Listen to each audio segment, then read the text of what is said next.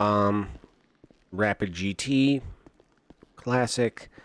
Um, yeah, I went with that exhaust. I generally go with side pipes when they're available on cars. And with this one where they come out of the hood just because there aren't a lot of cars with that option. It kind of looks different. Like there's a chrome spider crawling out of the hood of my car. Fast car, it's very loose but still drivable. The Tigan, really underrated.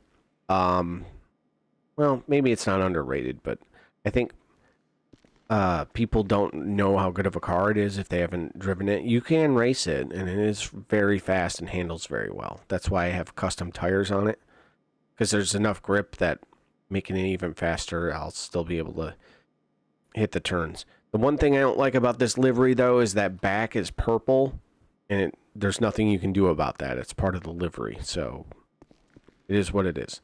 The Saber Custom is another car I'm kind of in an abusive relationship with. I love it, or I try to, but it is hard to keep on the road sometimes. Whenever people say it has a lot of grip, I don't find that to be true. The thing you're going to notice with a lot of my muscle cars, I normally go with a matte finish, but this livery is a little busier, and in my experience, having a glossier finish with a busy livery works better. So I had a matte finish on this for a long time, and I switched it out. And I've changed the rims a bunch of times. I think I'm going to stick with those just because they kind of look right. The Impaler, that's a pretty good car. Has a decent amount of grip for a muscle car. I like it. It looks pretty good. The Yosemite, I don't like how it looks, but it is a very good driving truck, and it is probably the best in the muscle class. Yeah, I get faster lap times with this than with the Saber Custom. I use the Saber Custom just because I like it. Not bad. I don't regret buying the Yosemite, though. It's cool. I call this one the Blue Demon. It has blue headlights and blue neons on the bottom, too. Just for fun. Just to match the blue flame livery. There was a normal flame livery for this one, but I went blue because I don't have a lot of those. Scramjet, I never use it. It's fun, but yeah, I just don't use it. Maybe I should. I should probably do that more often, but let's see, what do we have here? The Beater Dukes. That's okay. That's fun to drive around. Looks cool with like the turbo sticking out of the hood. Another Coquette Classic I told you about. Yeah, this is the other Gauntlet Classic that I told you I had. The Buccaneer Custom, I believe. Pretty sure it's the Buccaneer Custom. Yeah, this car's gone through a bit of an evolution too. For one, I had a different livery on it. I had different rims on it. I had a gloss finish on it. It was originally a convertible.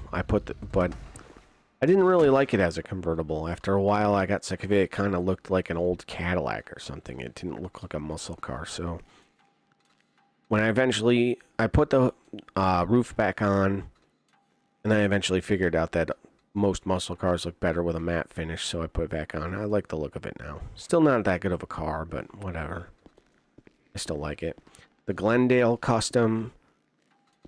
Not very fast, but it does look cool. I like that weird, eerie green-blue flame livery. And I have headlights and neons that match it. So that's cool.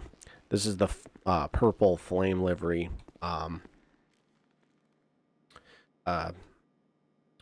Frankenstange that I have. Bruffy says that this has the best engine sound in the game.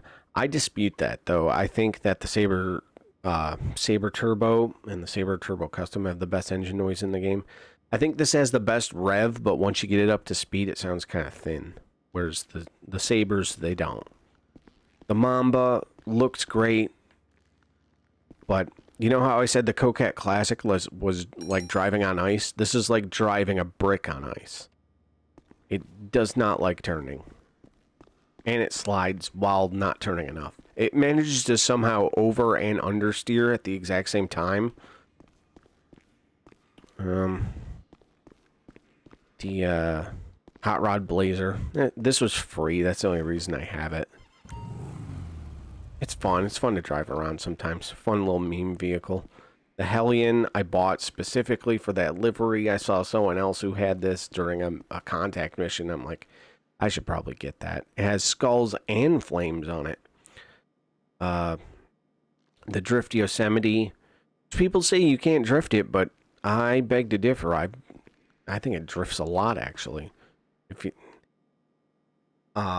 set it up right, you put off-road wheels with custom tires and keep the suspension as high as it'll go. It'll drift pretty well, I think.